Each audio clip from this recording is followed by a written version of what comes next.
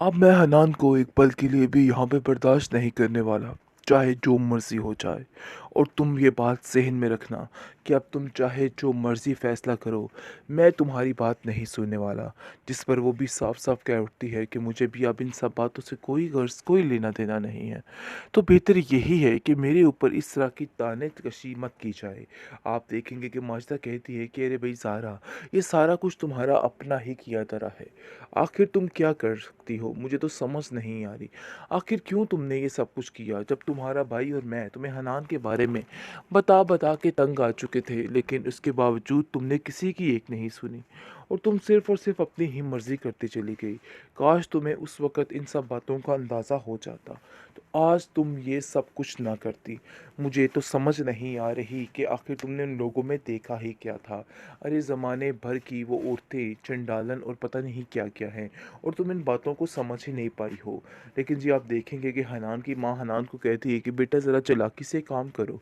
इस तरह के कामों से सिर्फ़ और सिर्फ़ तुम्हें नुकसान पहुँचने वाला है, इसके अलावा तुम्हें और कुछ भी नहीं होने वाला।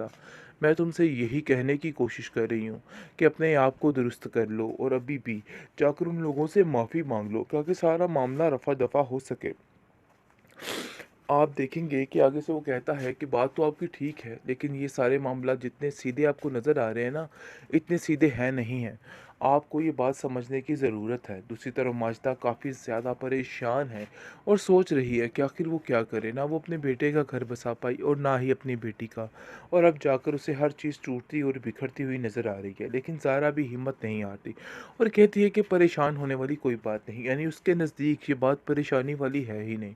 उसको ऐसा लग रहा है कि जैसे सब कुछ ठीक है और मिनाहिल के साथ जो कुछ उन्होंने किया है वो भी ठीक कर रहे हैं, इसलिए उसे इन सब चीज़ों की सज़ा बहुत जल्द मिलेगी। कुछ नहीं हुआ, यानी कि जो कुछ भी है वो साइड सिर्फ और सिर्फ अपनी बेटी की लेती है। आप देखेंगे कि रूमी कहती है ज़ारा को कि मैं काफ़ी परेशान हूँ, तुम्हें हनान से मेरी मदद करनी होगी। हनान के पास मेरी कुछ तस्वीर है, वो मुझे बार बार इस तरीके से ब्लैकमेल करने की कोशिश कर रहे, जिस पर माजिदा साफ साफ मना कर देती है और कहती है कि देखो ज़ारा, तुम किसी भी तरह से उनके मामले में नहीं पड़ोगी। लेकिन ज़ारा कहती है कि मेरी मदद रूमी ने बड़ी ही अच्छे अंदाज में की है। अगर वो आज मेरा साथ ना देती तो आज मामला रफा दफा ना होता और मुझे किसी भी बात की असलियत का पता ना चलता। आप देखेंगे कि वो माजिदा से कहती है कि आप फिक्र मत करें, मैं ऐसा कुछ नहीं करूँगी, लेकिन कुछ ना कुछ तो ऐसा करूँगी जिससे रूमी की मदद हो सके, क्योंकि वो जानती है कि मामले को किस तरह निपटाना है। दूसरी तरफ वलीद की सारी बातों की समझ नरगिस को आ चुकी है और नरगिस कहती है कि मैं अपने बेटे की खुशी की खातिर कुछ भी कर सकती हूँ। ये सारे मामला जो है बहुत ज़्यादा पेचीदा हो चुके हैं और ये सारी टेंशनें मुझे कुछ समझ नहीं आ रही हैं। आप देखेंगे कि वलीद इस कदर परेशान है और वो कहता है कि बस फिक्र करने की कोई बात नहीं, आप लोग जैसा जैसा कहेंगे वैसा ही होगा, परेशान होने की कोई भी ज़रूरत नहीं है।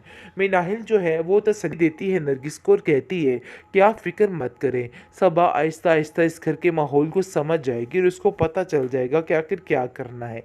आपको उसकी वजह से परेशान होने की कोई ज़रूरत नहीं है। वलीद जो है वो कहता है कि आखिर तुम किस तरीके से ये सारी चीज़ों को हैंडल कर सकती हो, आखिर ये सब कुछ क्या हो सकता है, मुझे तो खुद कुछ समझ नहीं आ रही है। क्योंकि वलीद भी काफ़ी परेशान है इन सब चीज़ों के लिए, लेकिन फिर भी हिम्मत नहीं हारा और वो जानता है कि नरगिस की खुशी इसी बात पे है कि सब हंसती मुस्कुराती इस घर में आ जाए। इसके अलावा और किसी चीज़ में उसकी माँ की खुशी उसको नज़र नहीं आ रही है। जैन कहता है कि देखो, अब तुम्हें एक फैसला करना होगा और इस पर कायम रहना होगा। मैं तुम्हें यही बताने की कोशिश कर रहा हूँ कि मैं तुम्हें किसी भी तरह से इस चीज़ के लिए नहीं कहूँगा कि तुम उसके साथ रहो, क्योंकि वाकई में वो इंसान इस काबिल नहीं है कि उस पर यकीन किया जाए। लेकिन जी आप देखेंगे कि माजिदा कहती है कि बात तो तुम्हारी बिल्कुल ठीक है, लेकिन ज़ारा आखिर तुम्हारा बनेगा क्या, मुझे तो ये समझ नहीं आ रही है। पहले ही मिनाहिल की टेंशन मेरे दिमाग से नहीं उतरी और तुम हो के एक और वेवेला मचा के बैठ चुकी हो। दूसरी तरफ हनान किसी की जान नहीं छोड़ आए। हर वक्त कोई ना कोई ऐसी गेम और चाल में रहता है कि सब कुछ खराब कर रहा है। अब रोमी के पीछे हाथ धो के पड़ चुका है और रोमी को कहता है कि अगर तुमने मुझे पैसे ना दिए तो मैं तुम्हारी सारी वीडियोस को वायरल कर दूंगा, जिसकी वजह से वो भी काफ़ी परेशान होती है। आप देखेंगे कि हनान की माँ कहती है कि बेटा तुम फिक्र मत करो, ये सब कुछ क्या हो रहा है मैं इसको हैंडल कर लूँगी और मुझे पता है कि इन सब चीज़ों को कैसे हैंडल करना है। मैं तो खुद तंग आ चुकी हूँ इन सब चीज़ों से। मुझे तो खुद कुछ समझ नहीं आ रही कि मैं क्या करूँ। हनान को वो काफ़ी तसल्ली देती है और कहती है कि तुम्हें बस उन लोगों को संभालना है और ज़ारा को इस घर से दूर रखना है। फिर मेरे मामलात देखना कि मैं किस तरीके से हर चीज़ को हल करने की कोशिश करती। बल्कि यकीन रखो, मैंने भाई बड़े बड़े मसले सुलझाए हुए हैं। मेरे सामने ये मसला तो कुछ भी नहीं है, तो इसलिए तुम्हें अब परेशान होने की कोई भी ज़रूरत नहीं है। माजिदा बार बार अपना रोना रो रही है और कहती है कि मिनाहिल ने मेरे साथ बहुत बड़ी ज़्यादती कर दी, मुझे किसी तरह का भी नहीं छोड़ा है। मुझे तो समझ नहीं आ रही कि आखिर मिनाहिल ऐसा कर कैसे सकती है। इन सब चीज़ों का उसको अंदाज़ा नहीं था कि किस कदर ज़िल्लत होती मेरी, लेकिन जो ज़िल्लत उसकी ज़ारा की वजह से हुई है वो तो उसको जहन पे सवार ही नहीं कर रही, बल्कि उस बात को तो इग्नोर करने की कोशिश कर रही है और कहती है कि ऐसा कुछ नहीं हुआ। यानी कि जो कुछ भी है वो साइड सिर्फ और सिर्फ अपनी बेटी की लेती है। आप देखेंगे कि रोमी कहती है ज़ारा को कि मैं काफ़ी परेशान हूँ, तुम्हें हनान से मेरी मदद करनी होगी। हनान के पास मेरी कुछ तस्वीर है, वो मुझे बार बार इस तरीके से ब्लैकमेल करने की कोशिश कर रहे, जिस पर माजिदा साफ साफ मना कर देती और कहती है कि देखो ज़ारा, तुम किसी भी तरह से उनके मामले में नहीं पड़ोगी। लेकिन ज़ारा कहती है कि मेरी मदद रुमी ने बड़ी ही अच्छे अंदाज में की है, अगर वो आज मेरा साथ ना देती तो आज मामला रफा दफा ना होता और मुझे किसी भी बात की असलियत का पता ना चलता। आप देखेंगे कि वो माजिदा से कहती है कि आप फ़िक्र मत करें, मैं ऐसा कुछ नहीं करूँगी, लेकिन कुछ ना कुछ तो ऐसा करूँगी जिससे रूमी की मदद हो सके, क्योंकि वो जानती है कि मामले को किस तरह निपटाना है। दूसरी तरफ वलीद की सारी बातों की समझ नरगिस को आ चुकी है और नरगिस कहती है कि मैं अपने बेटे की खुशी की खातिर कुछ भी कर सकती हूँ। ये सारे मामला जो है बहुत ज़्यादा पेचीदा हो चुके हैं और ये सारी टेंशनें मुझे कुछ समझ नहीं आ रही हैं।